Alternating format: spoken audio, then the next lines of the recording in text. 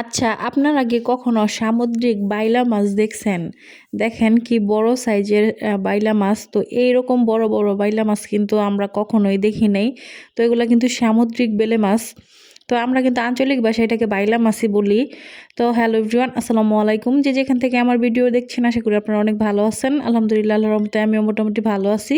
তো আজকে কিন্তু আপনাদের সাথে শেয়ার করতে যাচ্ছি সামুদ্রিক বেলে মাছ। তো এই সামুদ্রিক বেলে মাছগুলা খেতে কিন্তু অনেক মজার হয়। তো আমাদের দেশীয় যে বেলে মাছগুলো এগুলো কিন্তু এত বড় সাইজের হয় না, তো এগুলো কিন্তু একদমই ছোট সাইজের হয়। তো আমি এত বিগ সাইজের বেলে মাছ কখনোই দেখি নেই বা খাইও নাই। তো আজকে ফার্স্ট টাইম ট্রাই করব। তো এটা কিন্তু মানে একদমই ফ্রেশ ছিল, মানে তাজাই ধরতে গেলে, মানে একদম নরম হয় নাই। তো নিয়ে আসার পরে আসলে আমি নিজে অবাক হয়ে গিয়েছিলাম যে বেলে মাছ এত বড় সাইজের।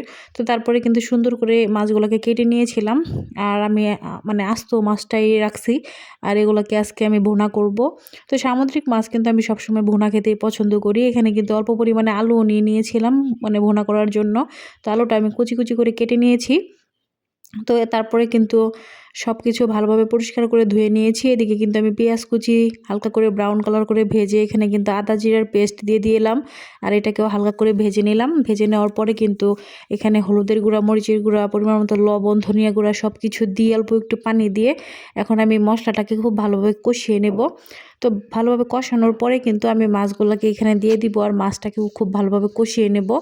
তো সামুদ্রিক মাছ কিন্তু আমার কাছে খুবই ভালো লাগে। আর সামুদ্রিক যে কোনো মাছই কিন্তু খুবই আসলে ভালো। আমি মনে করি যে সামুদ্রিক মাছ খাওয়া কিন্তু মানে খুবই উপকারী আর কি। তো এগুলো কিন্তু আয়োডিনযুক্ত। আর সামুদ্রিক মাছে কিন্তু মানে লবণের পরিমাণ বেশি থাকে, যার কারণে তরকারি রান্না করার সময় কিন্তু লবণটা অল্প দেওয়াই ভালো। তা আমি কিন্তু লবণ খুবই কম পরিমাণেই দেই। তো যেহেতু সামুদ্রিক মাছ, আর এখানে দেখতে পাচ্ছেন মাছগুলা কিন্তু দিয়ে দিলাম আর মাছটা কিন্তু সুন্দরভাবে কষানো হয়ে গিয়েছে। তো এখন মাছটাকে আমি নামিয়ে নিব। আর এদিকে কিন্তু আমি এদিকে আলুটাও দিয়ে দিলাম। তো আলুটাকে এখন হালকা করে মশলার সাথে খুব ভালোভাবে ভেজে নেব। মাছটা কিন্তু এমনিতেই নরম, তো যার কারণে কিন্তু খুব সাবধানে মাছটাকে নামিয়ে নেব এখন একটা একটা করে। তো এরকম মাছ আসলে আমার কাছে খেতে খুবই ভালো লাগে। বেলে মাছ মানে আমার কাছে পছন্দের একটি মাছের তালিকায় আছে। তো এই মাছটা আমি কিন্তু খুবই পছন্দ করি। আসলে এরকম বড় সাইজের মাছ পাওয়া যায় না, যার কারণে আসলে খেতেও পারি না।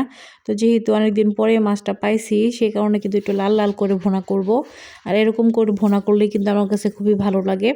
তো এখন কিন্তু আলুটা আমার ভাজা হয়ে গিয়েছে। তো এখন পরিমাণ মতো ঝোল দিয়ে দিলাম।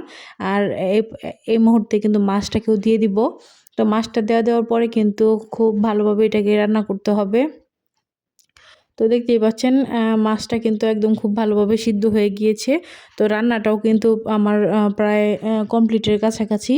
তো একটু হালকা হালকা মানে ঝোল রাখবো আর কি। তো এরকম করে রান্না করলে আমার কাছে বেশি ভালো লাগে। দেখেন কালারটা কত সুন্দর হয়েছে। কালারটা কিন্তু একদম লাল লাল টাইপের। আর এরকম কালার হলেই কিন্তু খেতে ভালো লাগে। তো আজকের রেসিপিটি আপনাদের কাছে কেমন লাগলো অবশ্যই কমেন্ট করে জানাবেন। তো আজকের মতো এই পর্যন্তই, সবাই ভালো থাকবেন। আল্লাহ হাফেজ।